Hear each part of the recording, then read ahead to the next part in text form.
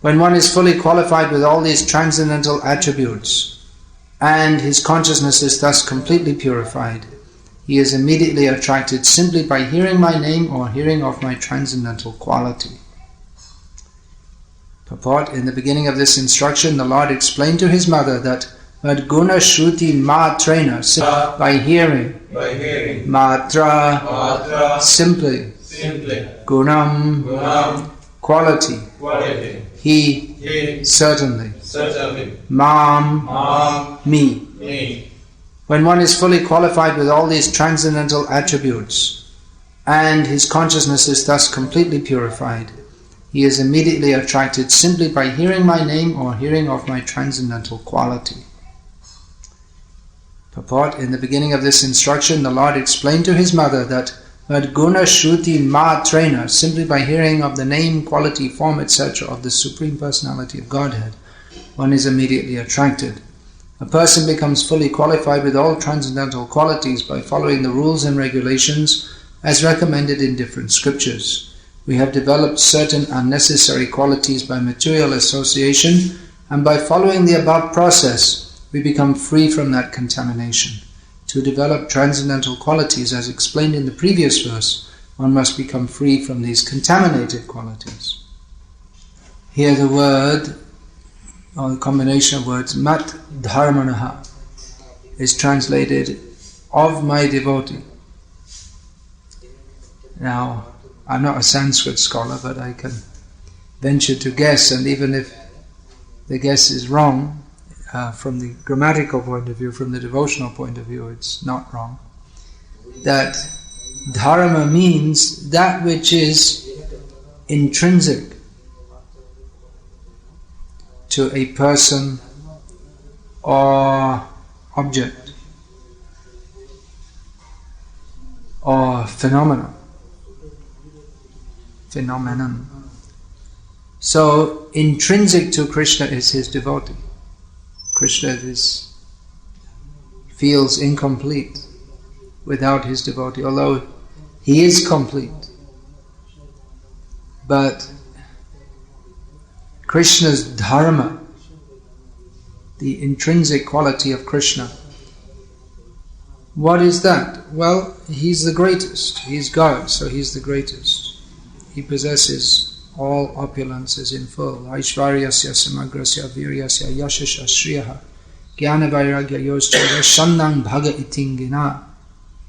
The godness of God is his possessing all opulences in full, namely all wealth, all strength, all knowledge, all fame, all beauty, and all renunciation.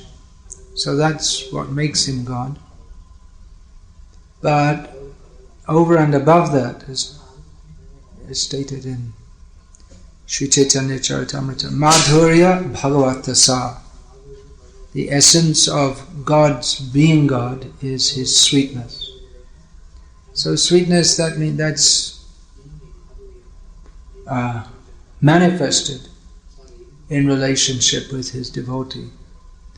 So, just as a king, there's no meaning to his being a king unless he has a kingdom and subjects. So God's godness means that he has so many devotees to interact with.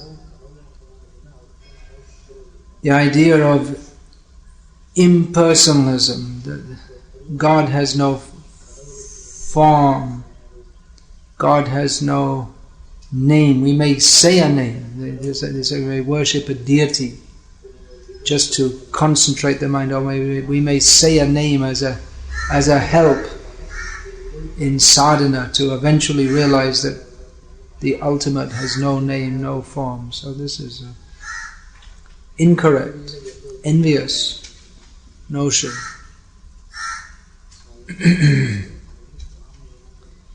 Otherwise, there's no meaning of the term God or Bhagavan, Ishvara. There must be others to interact with. So here's the devotee. Here in this verse, the word is used twice, guna. First of all referring to the devotee, because the devotee is qualified with all these qualities which have been discussed in the previous verse. Therefore, simply by hearing about Krishna's qualities, he becomes immediately attracted, because he can appreciate. Materialistic persons there's no use to speak the glories of Krishna before them, because they have no appreciation.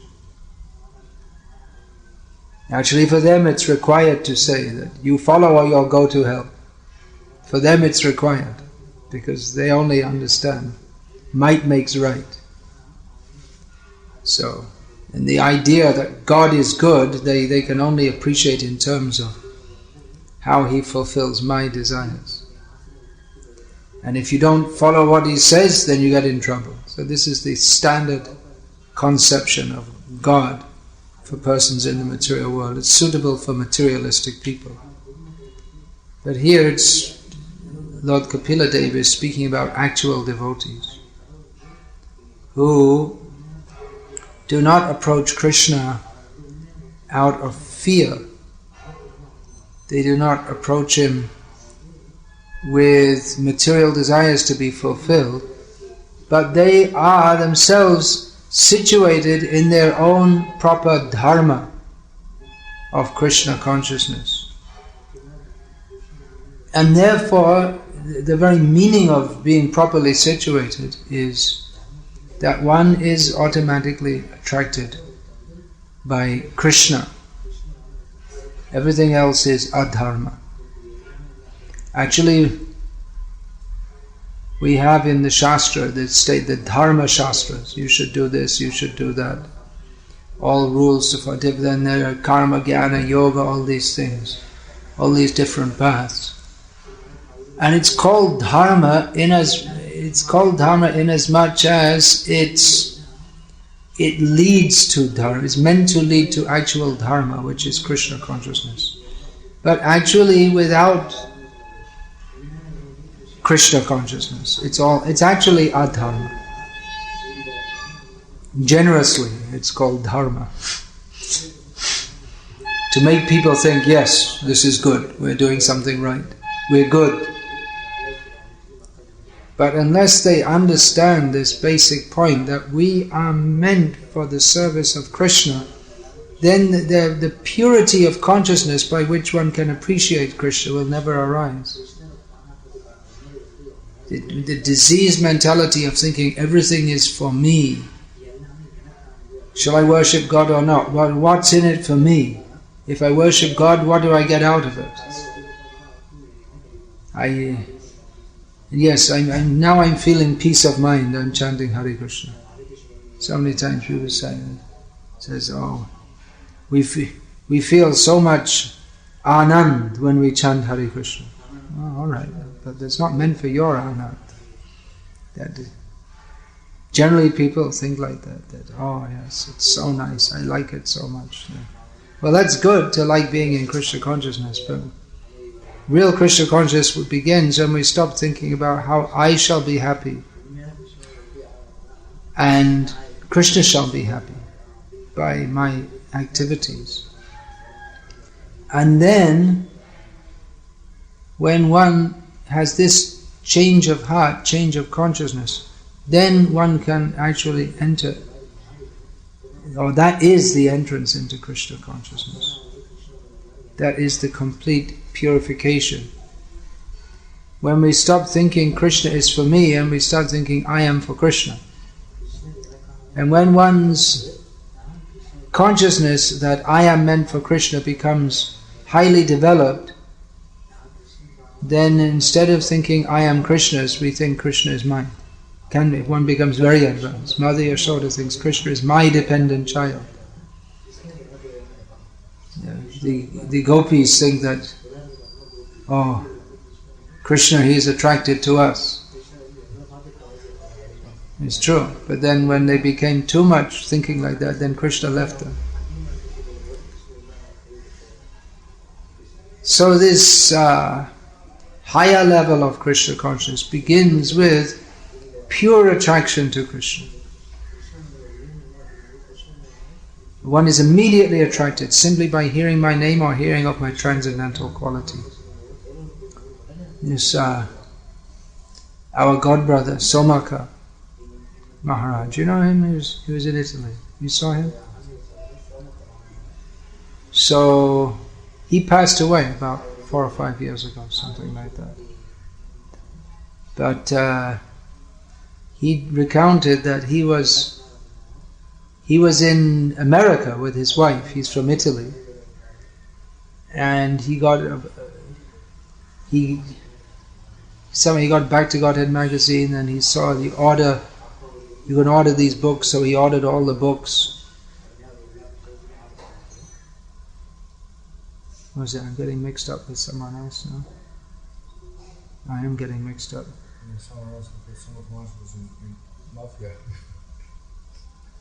There was someone who he got the books, and then he was running. Who was that? There was someone who was studying in London. Now I'm getting mixed up between two people. So he was studying in London. He's not from England, and then he got the books in the post, and he went to the post. I had to go to the post office to get them because he was a foreigner. He didn't have a fixed address. He was reading the books as he was walking, and then the bus just missed him. As he was just so absorbed, he didn't realize he was walking in the road. He was walking across the road, and then he just sat and read. And then his wife came home, and he told her, "We've got to give up sense gratification and surrender to Krishna." She didn't know what he's talking about. And he said, "Look," and he read it, and she agreed. Okay. So they just read the books and read the books all night, and then they looked and saw, where's the addresses of the temple? So there's none in Italy. Okay, we'll go and join in France, because I don't know why, they could have joined in London. But I guess the language is, so they just ran, practically. They ran to the train station, got on the train, got on the ferry, and just non-stop traveled. And it felt like Prabhupada's words, he was reading them, he felt like it was bang, bang, bang, bang, give up sense gratification, surrender to Krishna, give up sense gratification, like the mridanga beat. Tare keta, tare keta. Give up sense gratification, surrender to Krishna. So immediately upon reading that, was attracted. Yes, this is what I have to do.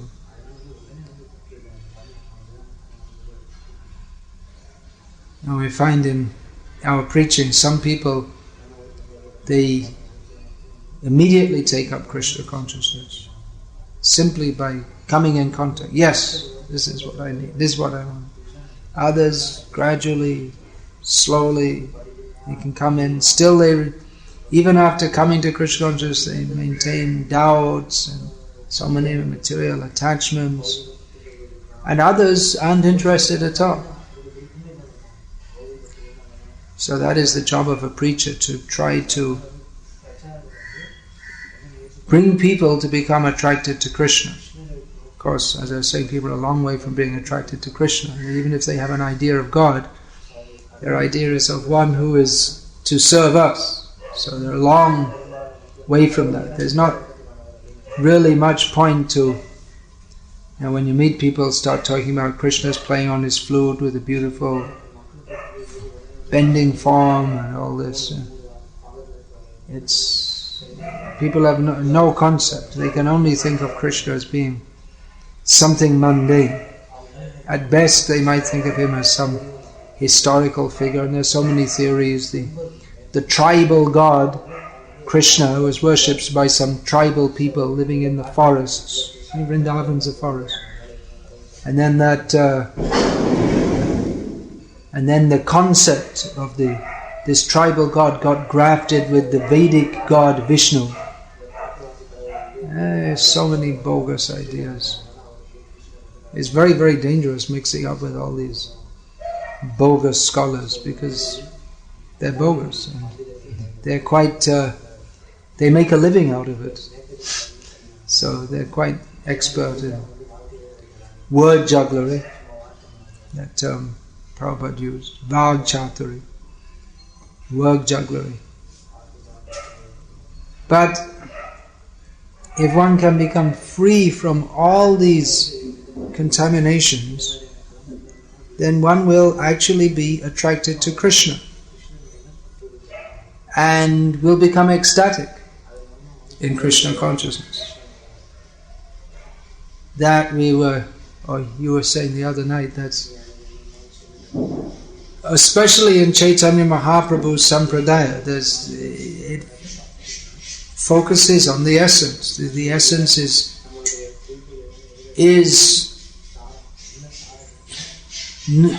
to go beyond appreciation of God as the Supreme Person, and even further develop than appreciating Him as being very sweet.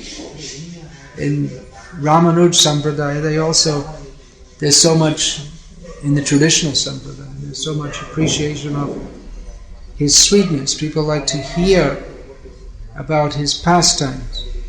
But Chaitanya Mahaprabhu actually gives the opportunity to enter into that. Not simply to hear about it, but to enter into that. Into the sweet pastimes of Krishna, which are superlatively ecstatic.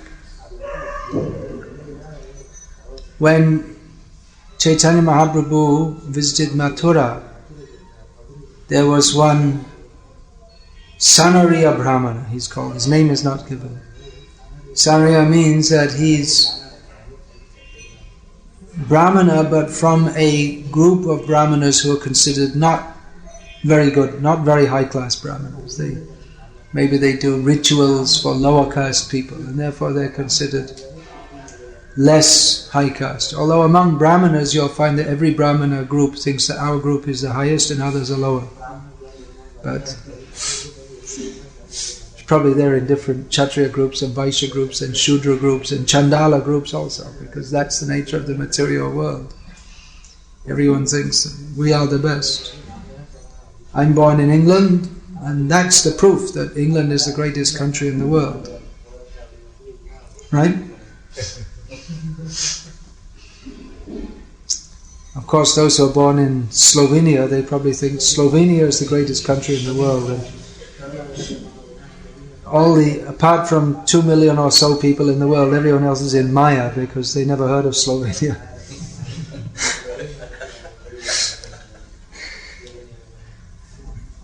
So anyway, there was a Sanariya. Let's get back to Chaitanya Mahaprabhu's pastimes here. Sanariya Brahmana. And Chaitanya Mahaprabhu was engaging in Sankirtan, singing and dancing, and he saw this Brahmanas joining with him. And then Chaitanya Mahaprabhu could understand that he must have some connection with Madhavendra Puri. Because Madhavendra Puri was the first one in the world, at least after the departure of Krishna, in this day of Brahma, to exhibit such transcendental symptoms. He is the Premankur, he is the sprout. That means that the love of Krishna was there always it's there latent in all the Shastra. But Madhavendra Puri actually manifested that. The highest level of love of Krishna. So Chaitanya Mahaprabhu could appreciate that this person, he must have some connection with him, otherwise how could he have such symptoms? It doesn't happen, it just doesn't happen. It doesn't come just by chance. Neither the universe comes into being by chance, nor does love of Krishna come into being by chance. So then he explained, yes, I'm a disciple of Madhavendra Puri. When he came to Mathura, he initiated me. Similarly, when Gadadhar Pandit was invited to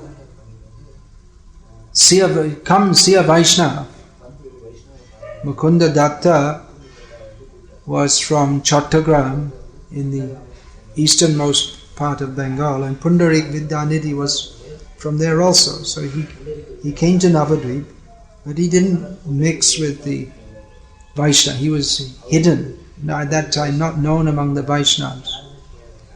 So Mukunda Datta, knowing that he was a great Vaishnava, invited Gadadhar Pandit, would you like to come with me and see a Vaishnava, someone you didn't meet before? He said, yes, certainly, I'd like to. And then Gadadhar, who was a very strict, rigid brahmachari since his appearance in this world, saw this Pundarik Vidyanidhi looks like a great sense enjoyer, sitting on an opulent bed, being fanned by servants with this chewing pan, with a silver spittoon. So Gadadhar had some doubt in his mind. Is a Vaishnava? The Vaishnava should be very renounced. It doesn't look like a Vaishnava, it looks like a big sense enjoyer. So Mukunda, understanding that, sung in Mukunda's famous, in his sweet voice, the verse from Bhagavatam, what is it? Aho bhaki stanakala kuta, this verse, how Krishna is so merciful. King Va Dayalu, who is there more merciful than he who awarded to Putana, who had the intention to kill him, the position of his wet nurse, Dhatri.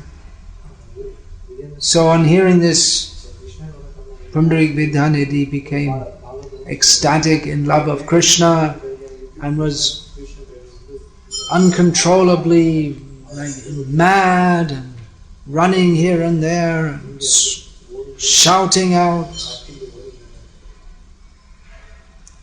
So this is attraction. Immediately became attracted by having that reminder of Krishna's mercy and his pastimes.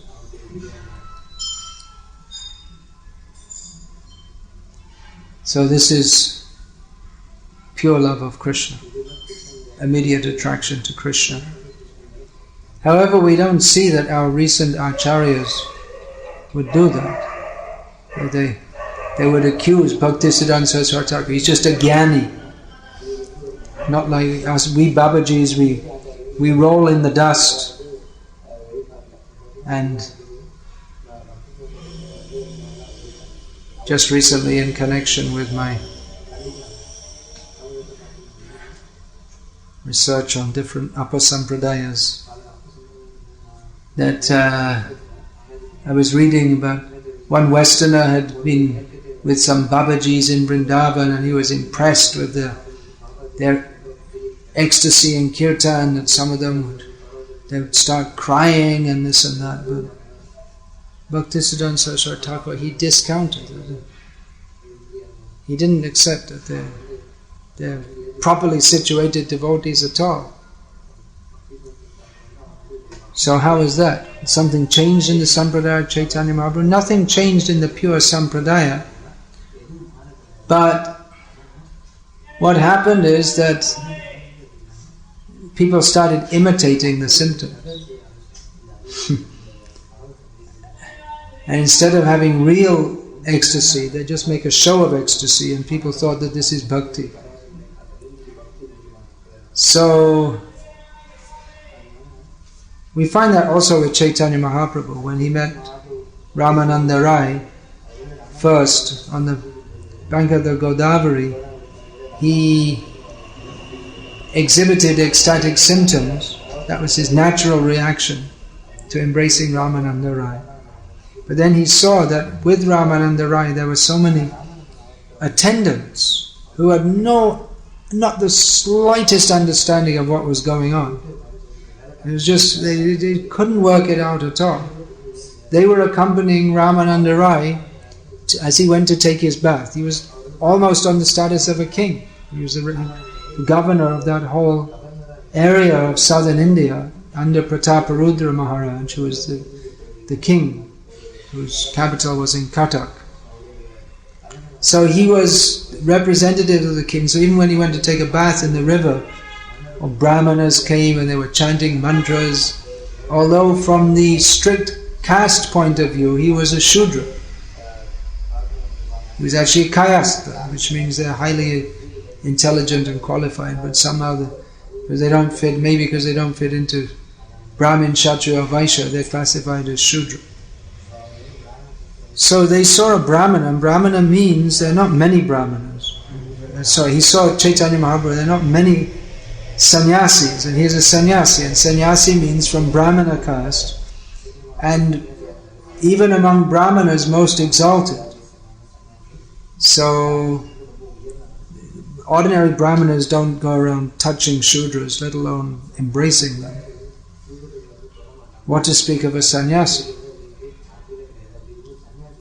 We'll find even now that in the traditional sampradayas they're quite strict about what the sannyasis do, and when they go here and there they'll go with a whole group of people and you can't get close to them, they can't touch anyone. Of course we find that when Shankaracharya was in Banaras, he just came from bathing in the Ganga, and one Chandal with dogs blocked his way.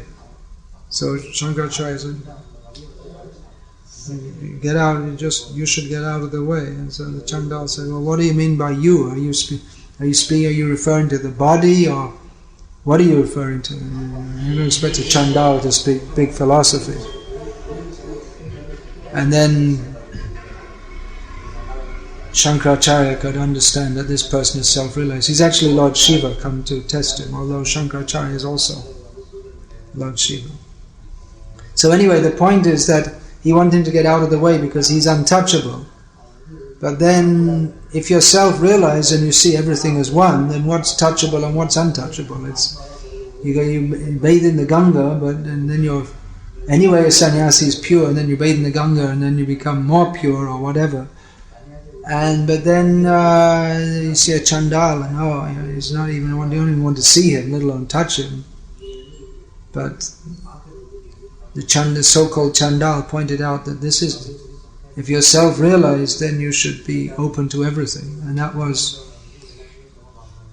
this idea was taken up by Swami Vivekananda, as he's called in Bengal, who said that, he was once in Mathura area walking along the road, and he saw a Chandal smoking with his hookah. You know what that? Hubble bubble. And he thought, well, I'd like to smoke also. But he walked by and said, no, I can't smoke from a Chandal's hookah. And he thought, wait, I shouldn't think like that, I'm a sannyasi. So he went back and said, hey, let me smoke from there. He said, no, I can't give it to you, you're a sannyasi. He said, no, anyway, give it to me. So he showed his non-caste discrimination like that. And also, when he was in America, he described how he was sitting for a meal, and the hosts, they offered meat, and he said, no, I can't take, I'm a sannyasi. And he said, well, why not? It's all one, it's all the same. What difference does it make to you? He said, they're right. So he took the meat also.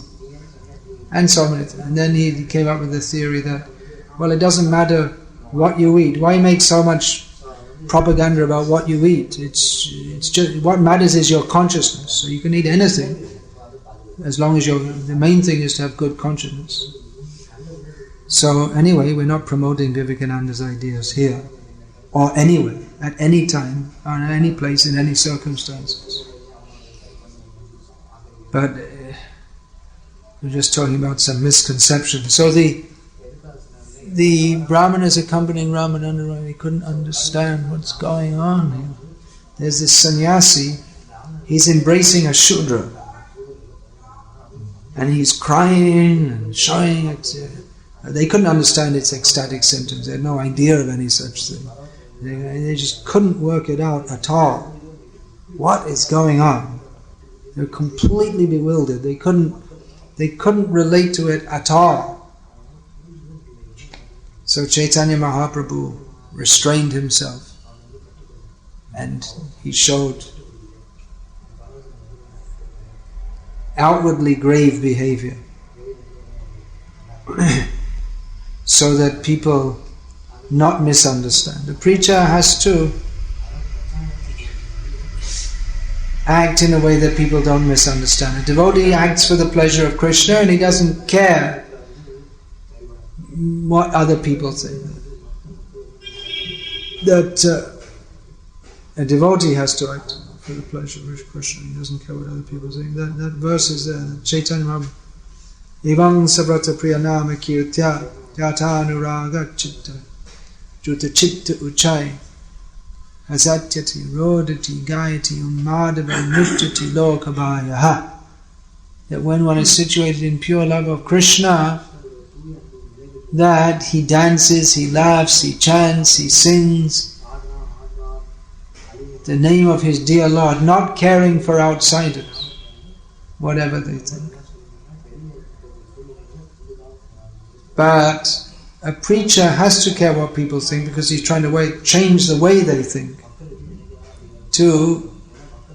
Instead of being attracted to my own, what's suitable for my own sense gratification, we have to become attracted to Krishna. So, if he becomes too much distanced from, or non-devotees, or if they distrust him, then it's very difficult to preach. It's difficult to get them to even begin to listen in the first place. So where's the balance between this? So sometimes devotees say, well, then we should be more like normal people. Then they'll find it easier to relate to us. The problem is that if you become like a normal person, then you become yourself a non-devotee. Because normal means non-devotee. We're trying to change them to be devotees. So the answer is not that we change to become like them. The thing is that they should become like us. That's what Prabhupada said. That we don't care for public opinion. If the public don't like, we should change them to be like us rather than change us to be like them. But there has to be some meeting point. There has to be some communication at some point. Otherwise, where's the preaching? We find that Srila Gaurkishore Das Babaji Maharaj was extremely uncompromising. Practically, unless someone is a completely sincere devotee, prepared to, from the beginning, follow as strictly as he himself, he's Sakshat Vairagya Murti. He's the very form of renunciation. Then he rejected as being bogus. So Bhaktisiddhanta Saraswati Thakur made some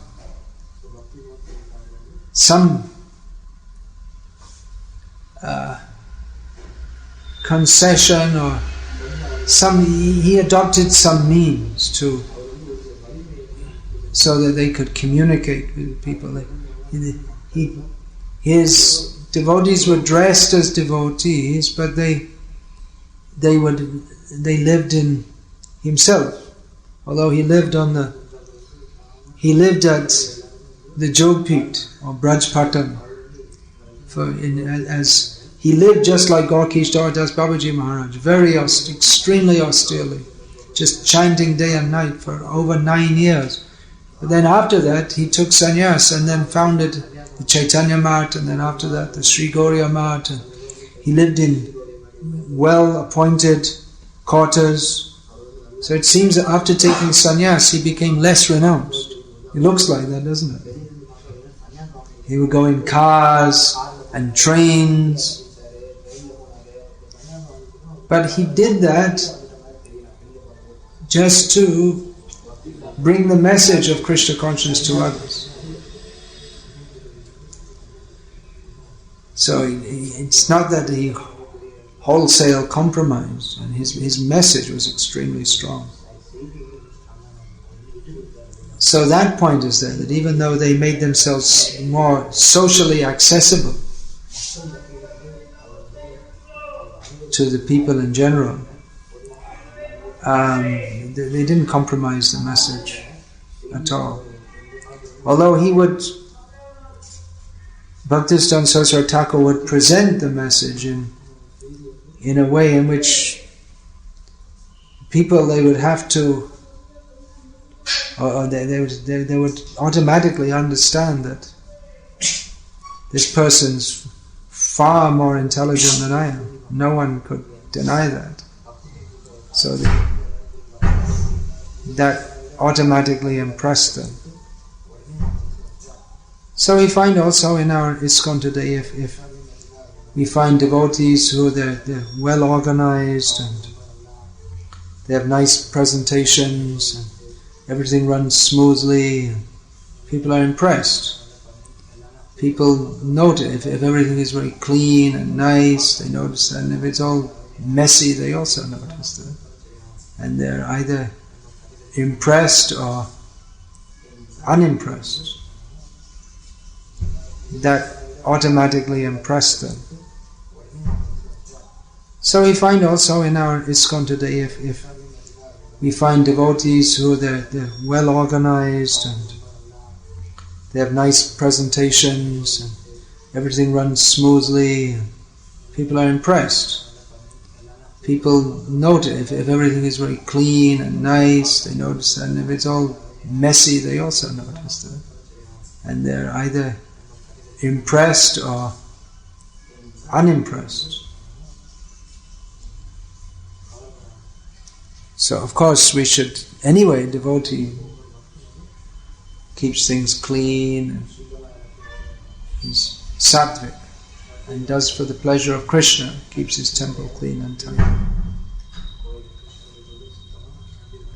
Actually, if one is simply a devotee, that in itself is impressive, and if he presents Krishna, then Krishna is impressive. So it's not that we should be too much concerned with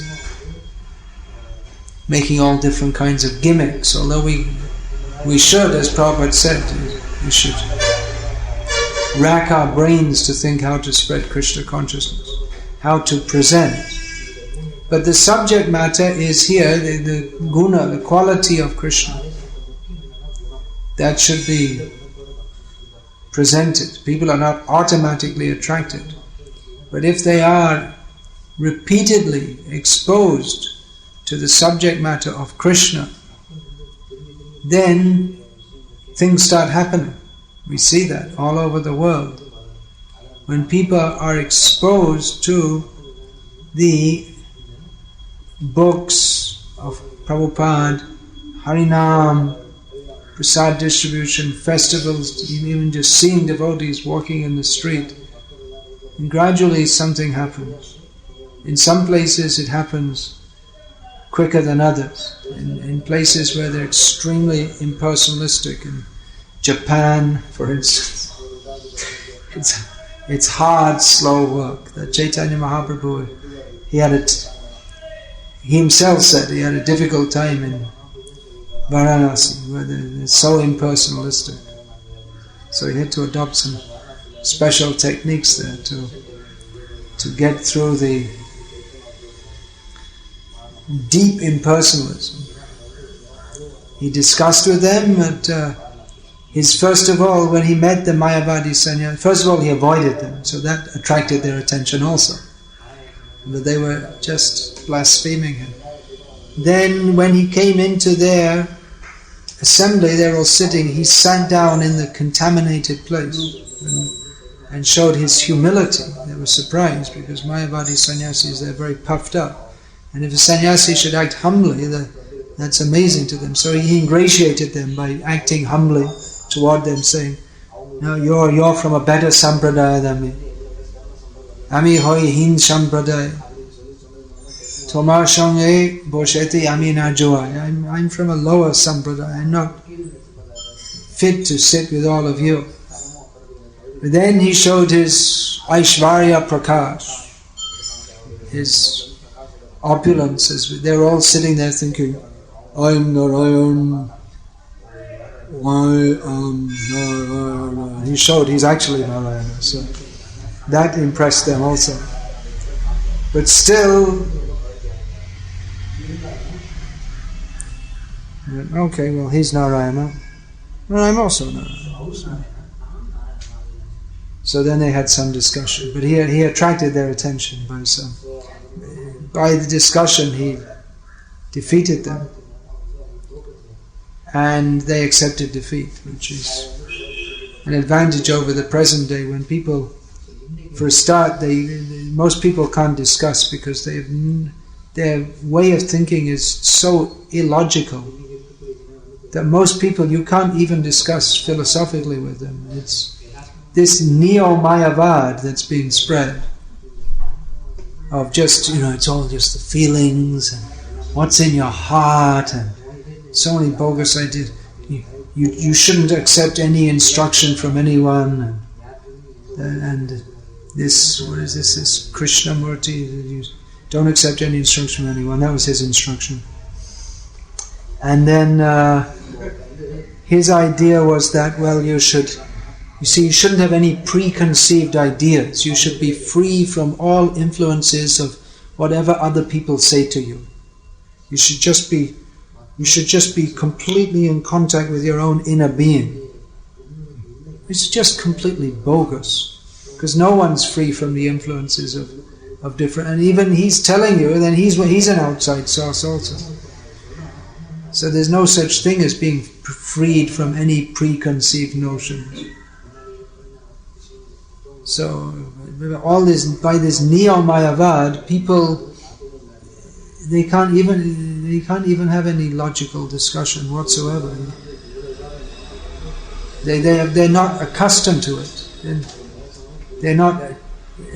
Modern education is just like to make you a moron. That's all. An educated moron who is good at maybe doing some technical things, but to actually think clearly about our existential position, they never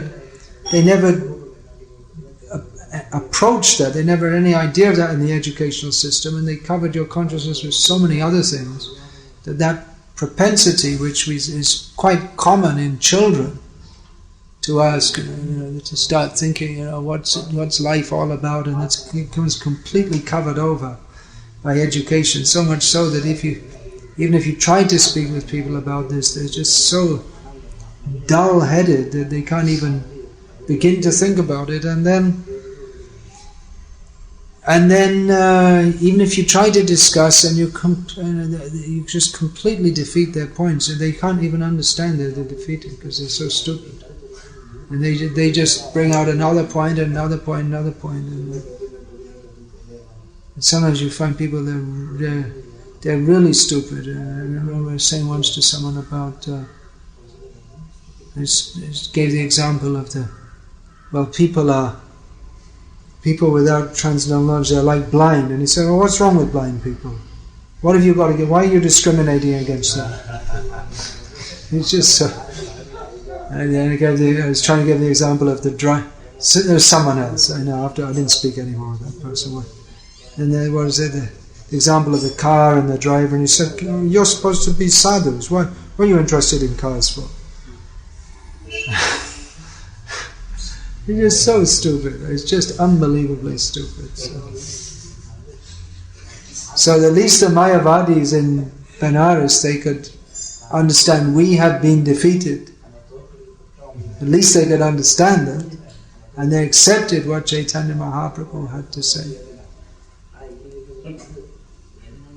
But in the modern age, people are extremely dull-headed. Anyone ever notice that?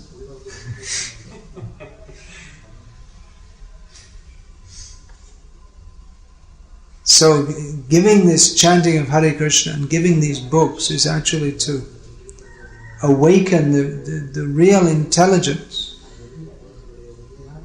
by which Krishna can be understood. These books, I mean, they're actually on a level far higher than people are up to. And sometimes our devotees say that, well, we should distribute some easier things that people could understand, but how simple are you going to make it? How low are you going to go? How low should you go? It's a great mercy to give these books, but to understand, to enter into them, one has to become purified. Practically, one has to associate with devotees. There are people who read the books and become devotees. Just like I was saying, this devotee who I was getting mixed up with someone. Maybe it was Somak, I don't know. Just because he was in the mafia doesn't mean he couldn't go to London. He could have gone there also. Or maybe he wasn't in the mafia, maybe, I don't know. So, but generally this preaching Krishna consciousness, so much has to be done to bring people in. We have to hold festivals and build temples so people can come and what they're thinking when they come to the temple. All kinds of Mayavadis probably doesn't mean he couldn't go to London. He could have gone there also. Or maybe he wasn't in the mafia, maybe, I don't know. So, but generally this preaching Krishna consciousness, so much has to be done to bring people in. We have to hold festivals and build temples so people can come and what they're thinking when they come to the temple. All kinds of Mayavadis propagate all kinds of weird ideas that, well, the statue becomes very powerful because so many people offer prayers, and then the statue acquire, all the energy goes into the statue and it reflects back. So many bogus ideas. But for all these temples and festivals and preaching, if people, they can begin to think that yes, these books are very important and we should try to understand them, that will be very helpful for them. That's why again and again we have to stress that our Krishna conscious movement is based on these books. There are many books being written, should be many books being written, but the basis of this movement is these books, these shastras. You can't make up a shastra. That is the Upasampradayas. They all make up. Well, some of them try to base themselves on the teachings of Shastra by twisting it, and others, not having any basis in Shastra, they just make up a new Shastra, that's all. So we have, the Vachanamrit in Gujarat, you must have heard of that, right? In Swaminarayan Sampradaya, Vachanamrit. His Shiksha Patri is okay. He says to the Sahajanand Swami says to worship Radha Krishna. But in Vachanamrit, they make him out to be God. And there's so many. They make up their own books. What is it? The Rama Krishna Katamrita or something like that it's called.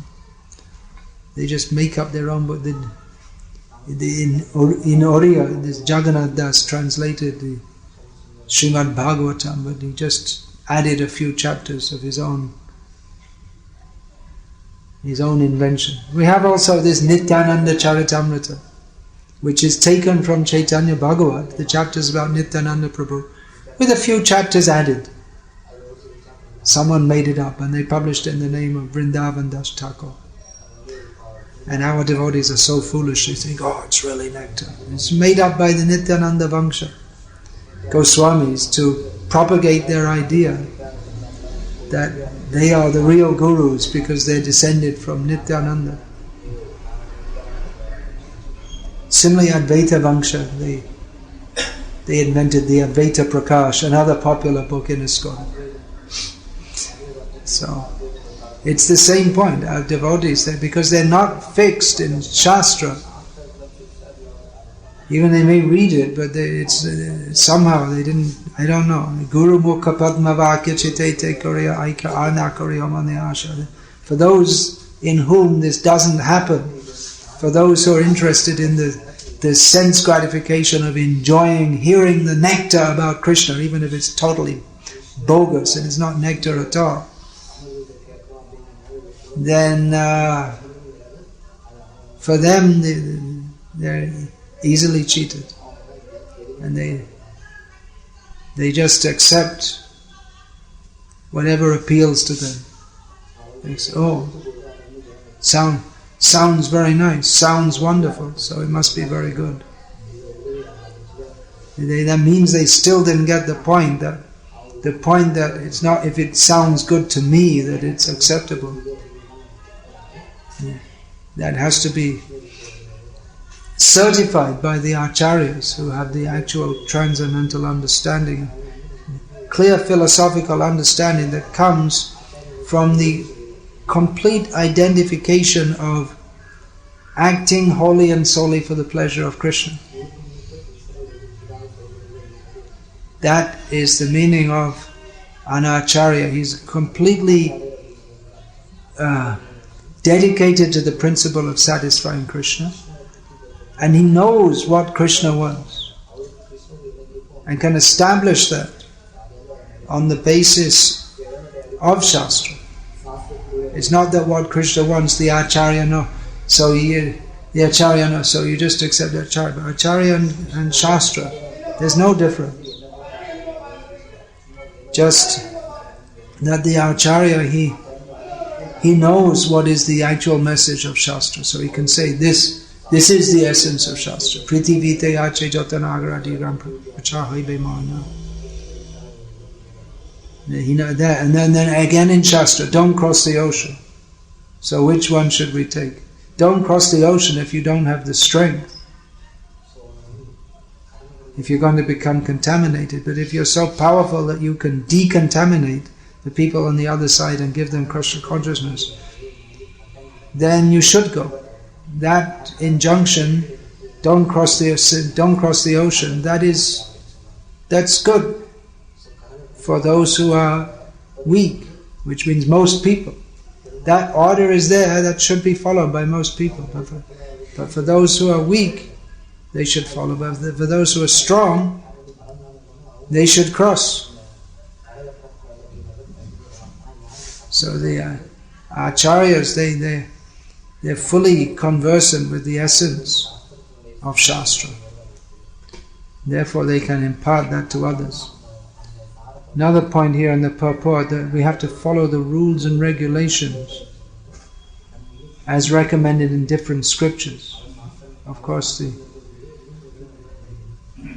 Rupa Goswami, Sanatana Goswami have collected from different scriptures. Nana Shastra Vichara Naika, Nipuno, Sadharma Samsthapako. They collected from different scriptures, all different rules and regulations, and they composed books which guide the Gauriya Vaishnavas. So these should be followed. One disciple was saying to me, well, I don't want to be like a robot following all these rules and regulations. And then again someone else was saying that, well, following the rules and regulations, that makes you, if you're too strict, it makes you hard-hearted. You don't become, by following the rules and regulations, it's not that you become a robot, because one of the rules and regulations is that everything should be done with great love. But you follow the rules and regulations for the sake of satisfying Krishna, because the rules and regulations, they teach us to act in a way that's pleasing to Krishna. For instance, it's said that one should engage in Sankirtan. So I don't want to follow rules, I'm a robot. So you don't follow, you don't do Sankirtan, and you don't please Krishna. So these rules are required because we are robots of Maya. You say, I don't want to be a robot, I'll just do what I like. You don't want to do what you like. No one does what they like. We're controlled by our senses, or we agree to be controlled by Shastra. And that means disciple. Disciple means one who accepts the shashan, the discipline. And why become a disciple? And then afterwards say, I don't want to follow all this. Then rascal, why did you become a so-called disciple? So the rules and regulations are required, and then following strictly makes you hard-hearted. Well, that's possible if one is niyamagraha, one is too eager to follow the rules and regulations just for the sake of following them. But if one follows them strictly for the sake of satisfying Krishna, that doesn't make one hard-hearted, that makes one soft-hearted. And if one doesn't follow the rules and regulations strictly, thinking that I've got a better way to satisfy Krishna, or you're not very interested in satisfying Krishna, which is why usually people don't want to follow. They offer this argument. Then you remain hard-hearted because of your material attachments. That's what makes the heart hard-hearted. Material attachments, not following the rules and regulations of devotional service, which engage us in activities like hearing about Krishna, accepting Krishna prasad, associating with devotees, which makes our heart soft-hearted. But people, they have this sentimental idea that bhakti means you just embrace others and say a few sweet words, and then you don't have to follow anything, or you just follow what you like, and that's real bhakti. That's so sweet, but it's just all sentimentalism. First you follow, then if all this you can do.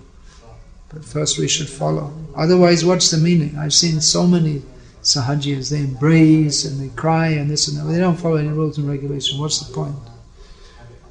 So we're not saying that one should be rigid and like a robot or a rock. Although actually it's said that in Chaitanya Charitamrita that Raghunath Das Goswami's regulative principles were like lines drawn in a stone. He was so strict. You want to say he was hard-hearted or what? So, there are so many misconceptions. So many. Therefore, sadhu shastra. What is that? Shastra, sadhu guru vakya, chitete kuriya aikya.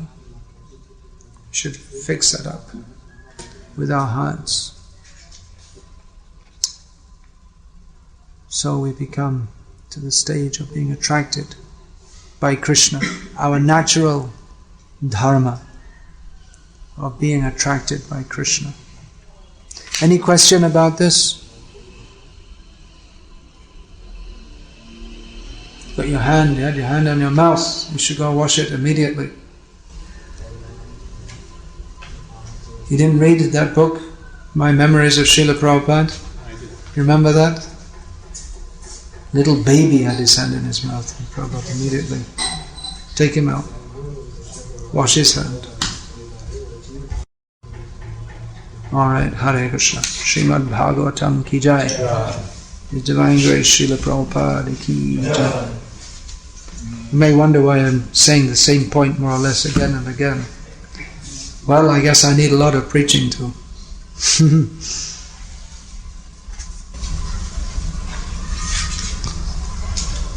I need to preach to myself.